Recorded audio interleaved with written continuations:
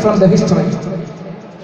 They are the staunchest enemies of Islam, as Allah says in Holy Quran in Surah Maida, chapter number 5, verse number 82. لَتَجِدَنَّ أَشَدَّ النَّاسِ عَدَاوَةً لِلَّذِينَ آمَنُوا الْيَهُودِ.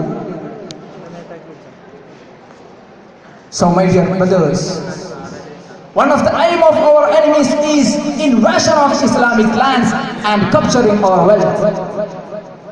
The second one is eradicating Islam, and it is idealism from the world.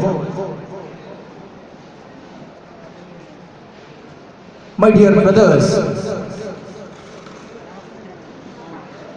listen and listen carefully. It is our duty to propagate the right teaching of Islam all over the world. It is our duty to have a jihad against terrorism and Zionism alike.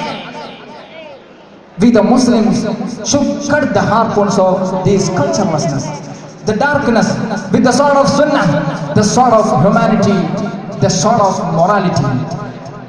We need not to be observers and reporters. Be committed and dutiful. Then we can keep hope alive. I conclude here.